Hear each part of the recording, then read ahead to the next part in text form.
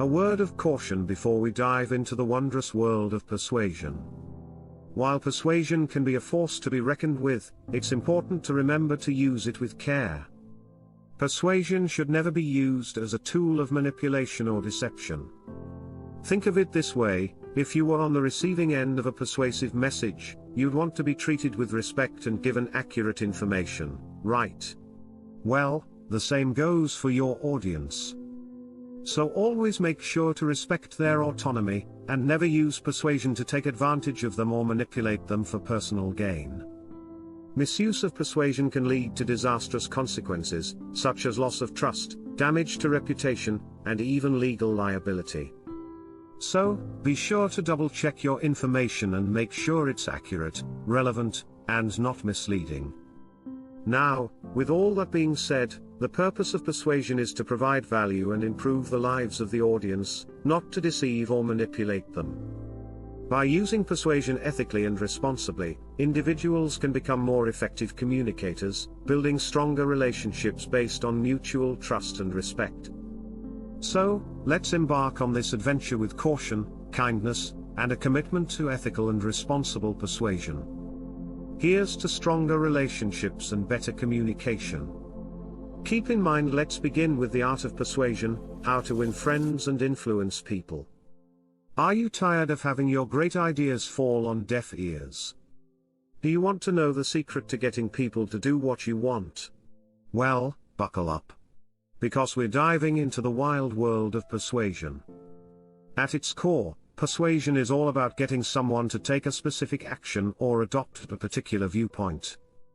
It's the ultimate power play, and it's essential for success in sales, marketing, and leadership.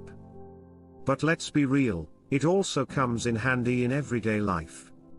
Whether it's convincing your roommate to clean the kitchen, or getting your boss to give you a raise, the power of persuasion is a valuable tool to have in your arsenal. Now, let's get down to the nitty-gritty, the science of persuasion. This fascinating field is rooted in psychology and provides a roadmap for understanding how people make decisions and how to influence their choices. So, without further ado, let's explore the 4 key steps of persuasion. Step 1, the message. The first step in persuasion is all about your message. You want to make sure you're speaking the right language that resonates with your audience. Think of it like hitting the bullseye. You want to tailor your message to the specific needs, values, and beliefs of the person you're trying to persuade. For example, if someone values their health, a message about the benefits of healthy eating is sure to hit the mark. Think of it this way: have you ever tried to convince a friend to come to a yoga class with you, only for them to reply with a resounding "Nah, I'm good"? It's because the message you're trying to convey doesn't resonate with their values. Now, imagine if you instead pitched the idea to a friend who is health conscious and into fitness. The chances of them saying yes are much higher. That's the power of tailoring your message to the audience's needs, values, and beliefs. It's like a magician's secret weapon, making the audience more receptive to your message and more likely to be persuaded. And the best part? It's not rocket science. All you need to do is understand your audience and what makes them tick. For example, if you're trying to sell a new eco-friendly product, appealing to someone's love for the environment and concern for the planet will be much more effective than trying to sell them on its cost-saving benefits. So, take some time to understand your audience, and then craft your message accordingly. In short, the key to effective persuasion is to communicate a message that resonates with the audience. And the best way to do that is to tailor your message to their specific needs, values, and beliefs. So, get to know your audience, and watch your persuasive powers soar. Step 2, building rapport. Next up, it's all about building rapport. This means establishing a connection with your audience and creating trust. The more rapport you build, the more likely your audience is to be persuaded.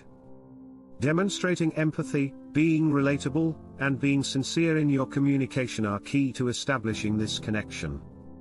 Once the message has been communicated, the next step is to build rapport with the audience.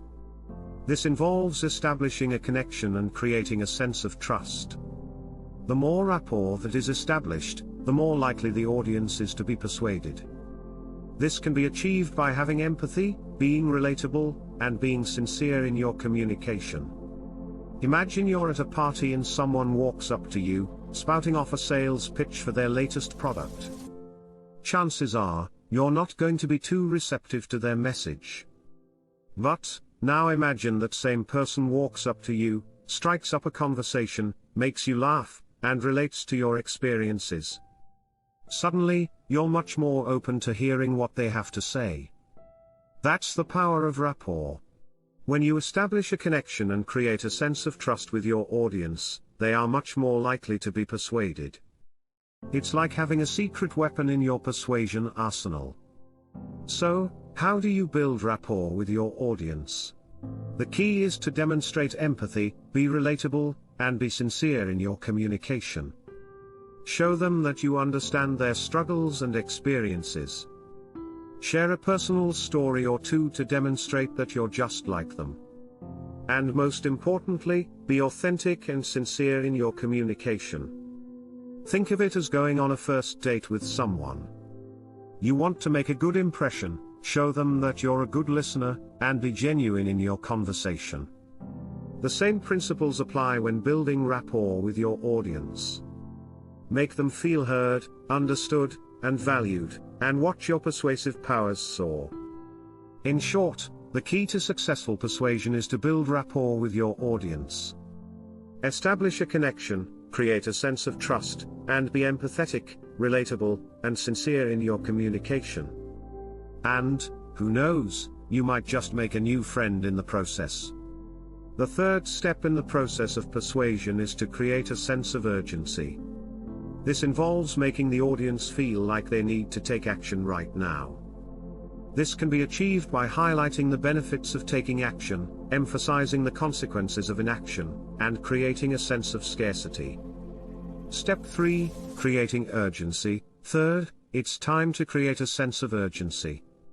You want your audience to feel like they need to take action right now, and the way to do this is by highlighting the benefits of taking action, emphasizing the consequences of inaction, and creating a sense of scarcity. Okay folks, it's time to turn up the heat and create a sense of urgency. This step in the persuasion process is where you let your audience know that time is running out, that opportunities won't last forever, and that inaction will result in missed opportunities and regret. Think about it, have you ever felt that nagging feeling in the pit of your stomach that tells you to act now before it's too late? That's exactly what we're going for here. The goal is to get your audience to jump out of their seat, grab their credit card, and make a decision before the chance slips away. So, how do we do it? Firstly, highlight the benefits of taking action. Show them why they'll never find a better opportunity and why this is the right choice. Secondly, emphasize the consequences of inaction. This can be anything from missing out on a once-in-a-lifetime experience to losing money in the long run. Lastly, create a sense of scarcity. Let your audience know that there's only a limited number of products, services, or experiences available, and once they're gone for good. In short, creating a sense of urgency is all about making your audience feel the need to act now, or suffer the consequences later. So go ahead, make them sweat, and watch as they make the decision you want them to make. Step 4, the call to action. Finally, you've got to give a clear call to action. This is the final step in persuasion, and it means asking your audience to take a specific action. Your call to action should be clear, concise, and easy to follow, and it should also be relevant to your audience and consistent with your message. Finally, the audience must be given a clear call to action. This is the final step in the process of persuasion, and it involves asking the audience to take a specific action. The call to action must be clear, concise, and easy to follow. It should also be relevant to the audience and consistent with the message that was communicated earlier. And folks, we've made it to the final step, the call to action. This is where you put the cherry on top of the persuasion sundae and ask your audience to take a specific action. It could be anything from purchasing a product, to signing up for a service, to simply taking the next step. But hold up, don't just ask them to do anything, make sure your call to action is clear, concise, and easy to follow. Your audience should know exactly what you want them to do and how to do it. Use simple, direct language, and avoid any confusion. And, most importantly, make sure your call to action is relevant to your audience and consistent with the message that you've been communicating throughout your persuasion journey. Think about it, you've worked so hard to get your audience to this point, why let it all go to waste with a vague or irrelevant call to action? Make it count and watch as your audience takes action. In short, the call to action is the final push that helps turn your audience from just spectators into active participants. So go ahead, give them a clear and concise call to action, and watch as they take the leap. And there you have it, folks, the science of persuasion in a nutshell. This fascinating field helps us understand how people make decisions and how we can influence them. It's a powerful tool that, when used correctly, can make a big impact in our personal and professional lives. We've talked about tailoring your message to the needs and values of your audience, building rapport to establish trust and credibility, creating a sense of urgency to get them moving, and providing a clear call to action to seal the deal. But remember, persuasion is an art form. It takes time, practice, and a whole lot of creativity to master. But don't worry, with persistence and dedication, anyone can become an expert in the science of persuasion. In conclusion, by mastering the art of persuasion, individuals can become more effective communicators, persuading others to take action, make a purchase, or simply see things from a different perspective. So go ahead, embrace the power of persuasion and watch as your influence and impact grows.